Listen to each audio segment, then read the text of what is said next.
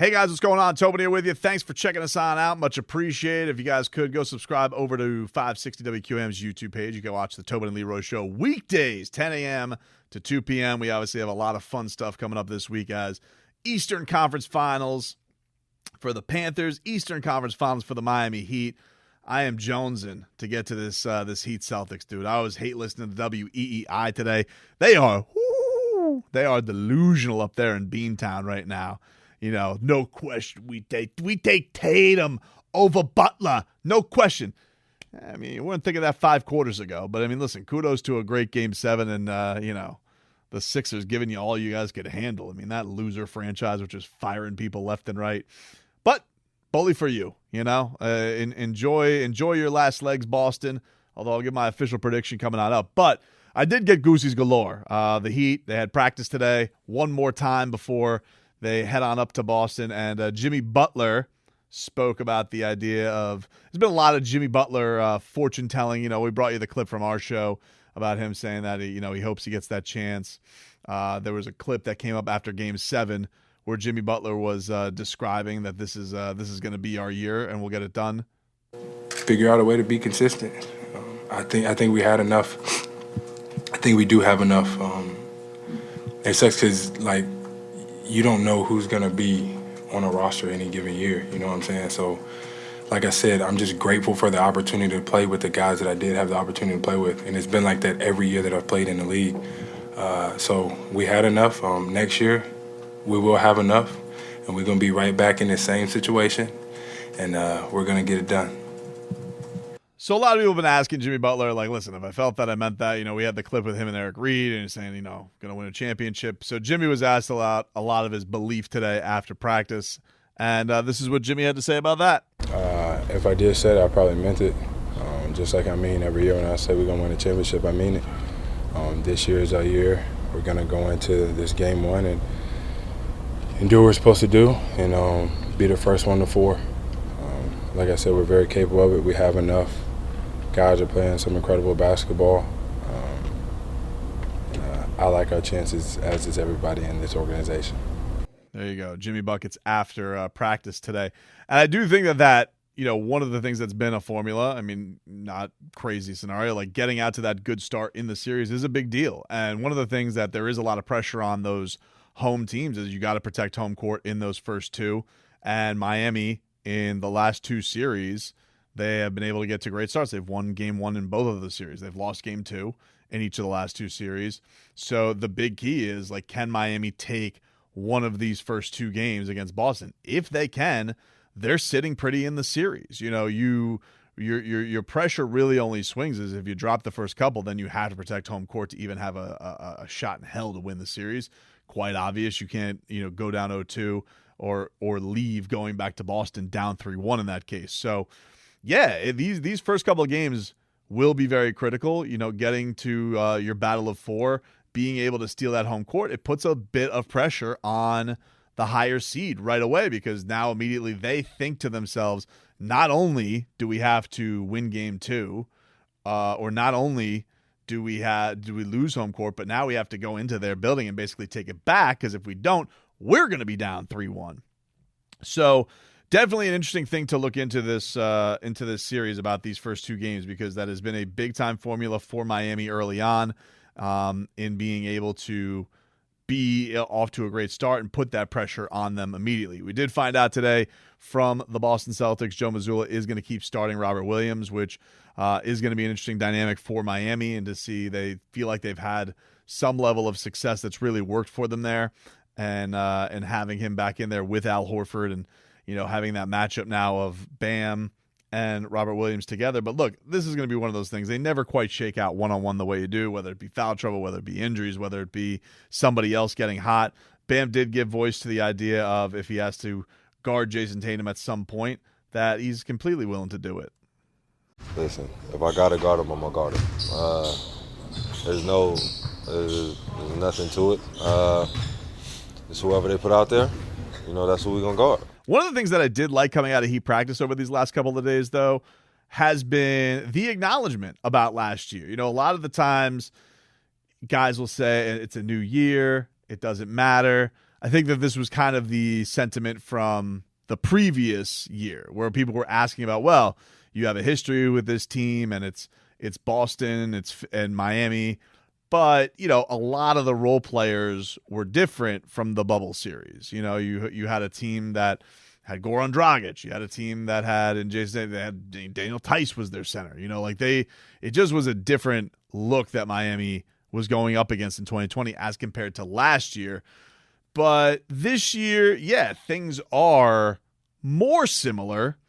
And I think that it's impossible not to look at the top two in these series because, look, as much as the national media is going to spin that Jason Tatum and Jaylen Brown are the top two guys in this series, look, man, Jason Tatum and Jaylen Brown, fantastic players, both fantastic players. I will not take anything away from that. But those two as a duo have not done anything that the Miami Heat haven't done. All right.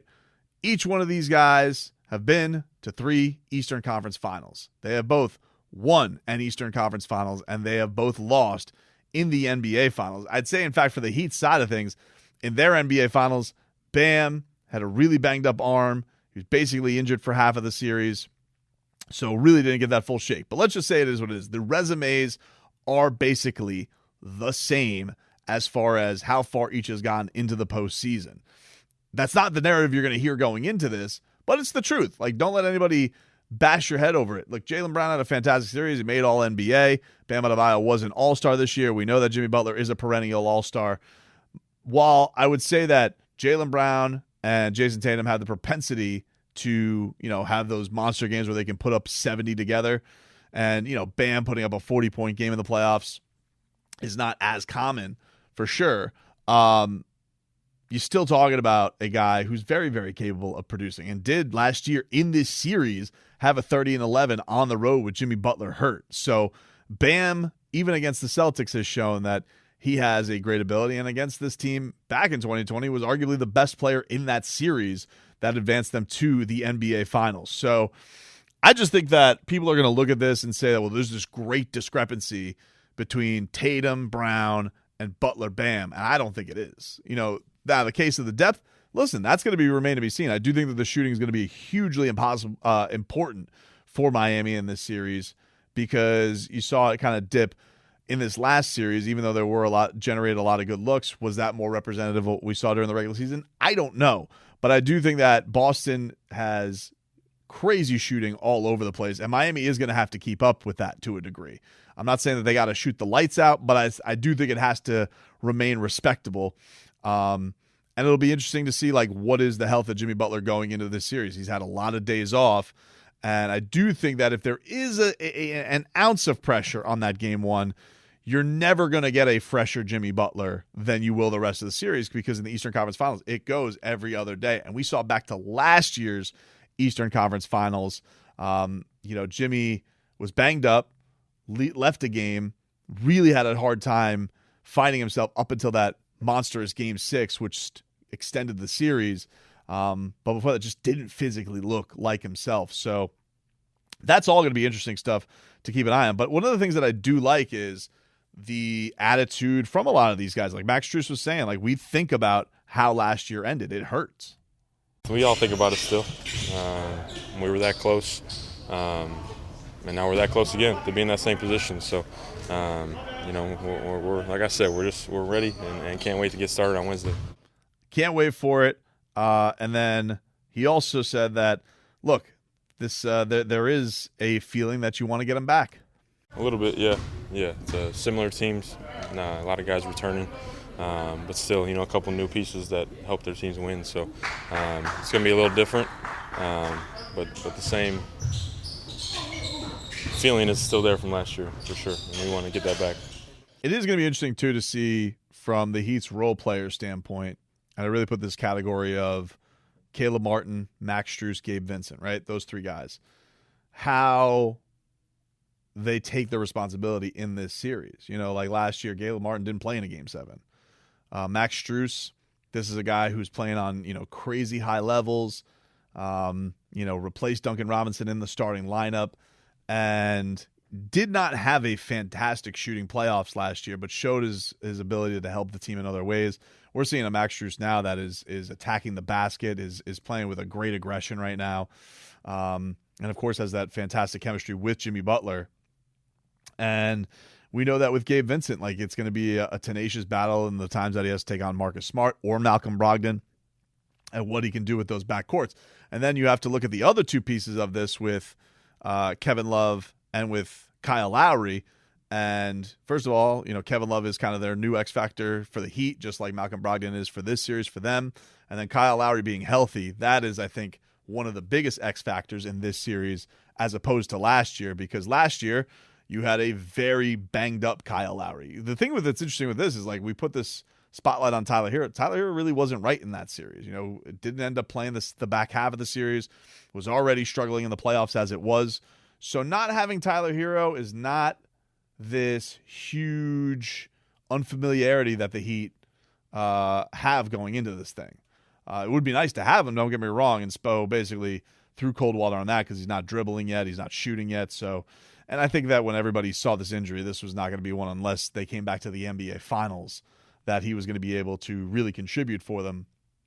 But looking at this series, I do think that while a lot of the faces are the same, guys at a health spot are in a little bit of a different place. And then you look at the younger guys on the Heat being a little bit more mature, being a little bit battle-tested, being through this tumultuous regular season. Eric Spoelstra referred to it yesterday as basketball hell, which I thought was a great description from him, that the season, like if I told our team that we're going to go through basketball hell this year, but we're still going to end up against the Celtics, I actually would like that because of what it meant for us hardening and getting ready for these situations. And it's pretty undeniable. Like this is a Heat season that was filled with stress, filled with a lot of stress.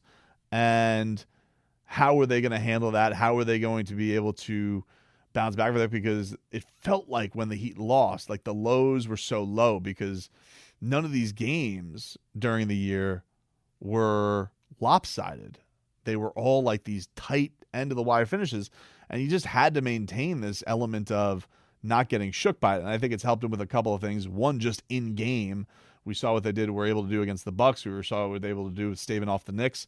But I think even with the loss to the Knicks at MSG, like you don't get that rattled by it because you know that you can bounce back and be in a big way. And I think that's a hard thing in playoffs, to not overreact, to not get too crazy. But seeing where the confidence is at for them is pretty cool. It's pretty cool to see where they're at and what this team is going to try and bring to the table going into this one. But I like the confidence. I like the swagger. We'll get to an official prediction coming up. That'll be in the next video.